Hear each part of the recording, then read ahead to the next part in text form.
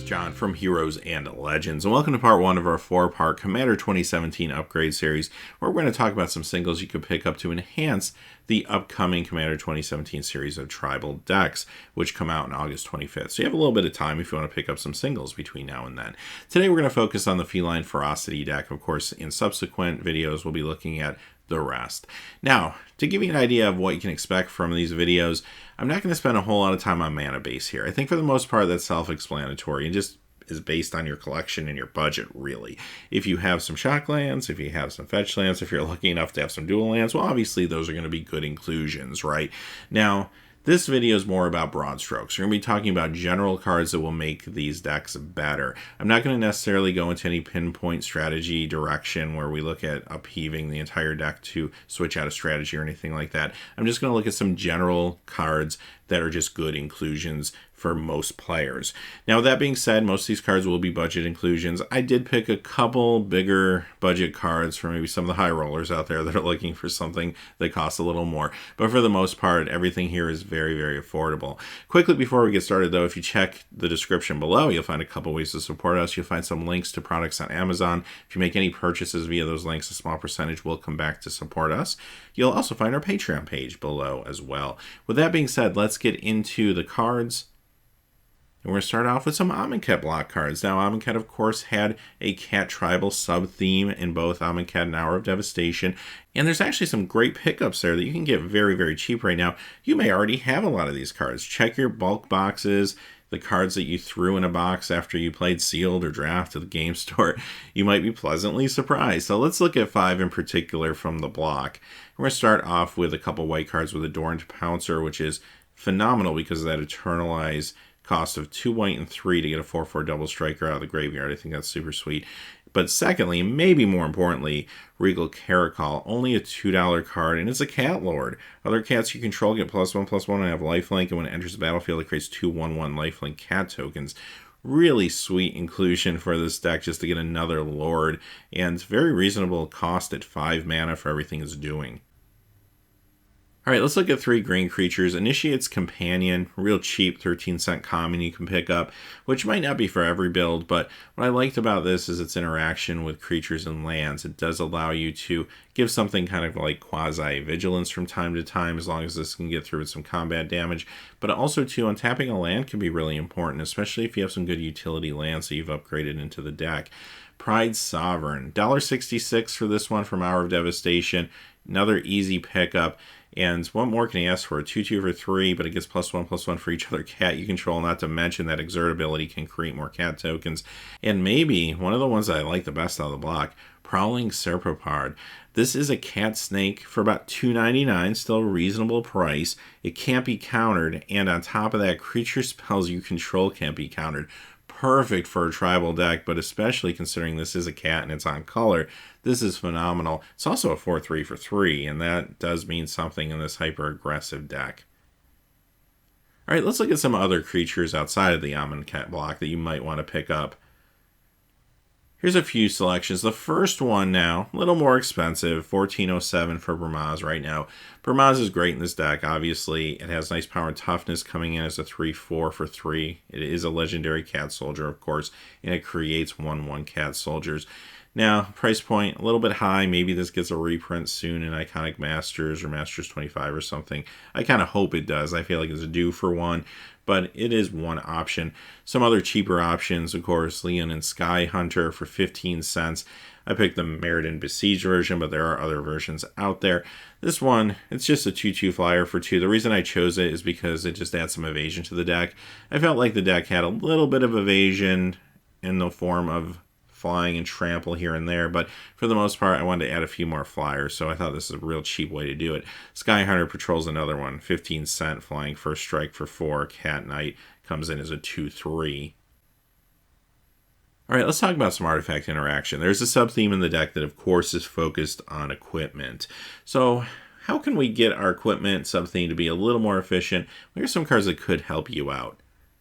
First off, we have Leonin Abanus. And this card, only $2.04, and it's actually phenomenal for this particular deck. It's a 4 casting cost 2/5, so it's a substantial creature. And on top of that, artifacts you control can't be the target of spells or abilities your opponents control. Very, very sweet. Next one is another real cheap one. Leonin Dengard. It's from Mirrodin, 15 cents. You can pick this cat soldier up for 1/3. And as long as this is equipped, it gets +1/+1. And attacking doesn't cause it to tap, so it has vigilance. And then we have Sky Hunter Cub, another 15-cent common you can pick up. As long as this is equipped, it gets +1/+1 and is flying. So another card that adds a little more evasion to the deck. Steel Shaper's Gift at $4. I think this is very reasonable for $4. It's a 1 casting cost sorcery equipment tutor. Alright, Stoneforge Mystic. A little more expensive now, $16.21. If this card was modern legal, it would be far, far more expensive. So hopefully, in that regard, it doesn't get unbanned anytime soon if you're thinking of picking it up. But just generally great card, obviously, to work with equipment if you do have the means. And Stonehewer Giant at $5.92, a little more reasonable, and of course much more expensive casting cost wise compared to Stoneforge, but does allow you to search up equipment cards and attach them. Alright, let's look at a few artifacts. Mostly you'll find equipment here, of course. Loxodon Warhammer. You can pick this up from Commander 2016 for 59 cents. A little surprised that it wasn't included here. It is in a different deck in the Commander 2017 series, but not in this one. And it's just a great piece of equipment. Adding that lifelink and trample is huge. 3 casting costs, 3 to equip. Really, really strong here. Sculpting Steel, not equipment on its own, but of course can become equipment. It basically clones another artifact when it enters the battlefield. You can get the original version for $7.12. There was a reprint a few years later. It's about the same value though, so it won't cost you that much of a difference if you buy either one of those. But you can actually target other players' artifacts as well, so that's worth noting. And finally, I like this a lot. Whisper Silk Cloak. You can pick one of these up for like 49 cents. You can actually get the original one for 49 cents back from Darksteel. And this gives the equipped creature unblockable and Shroud. 3 to cast, 2 to equip. Really could get some huge commander damage across for you. Alright, I went with a couple big pieces of equipment. Here's the High Rollers page here. Sword of Fire and Ice, $39.81. Sword of Light and Shadow, $24.97. If you want to pick up the Modern Masters versions of these cards, they typically cost you a little more. I'm not sure if that's just because people prefer the newer art or what have you, although I do like the older art as well. So, cheaper versions actually are the originals from Darksteel if you're going this route. But the reason I picked these two is just as an example, basically. You can pick up some really expensive high-end equipment if you want to, and it definitely will make the deck better. You don't have to pick up these two. You can pick up different swords. Maybe you already own a couple swords, and if it's not these particular ones, they could still be great upgrades for your deck, no doubt. And on top of that, there's other things out there too that might cost you a little more, but are good pieces of equipment. There's also some prices that are in the mid-range on good pieces of equipment, or even cheap like we saw earlier. So yeah, there's a lot of directions you can go with equipment. These are just a few examples at different price points. Alright, one Planeswalker I thought would be interesting to include, a Johnny Caller with a Pride. Right now valued about $5.45, so not super expensive for this one. And what I liked about it is, first off, that +1 ability, giving something a +1/+1 counter, seems to work well in this deck. The -3 ability, giving something double strike and flying, that could be a huge deal again to get big damage across.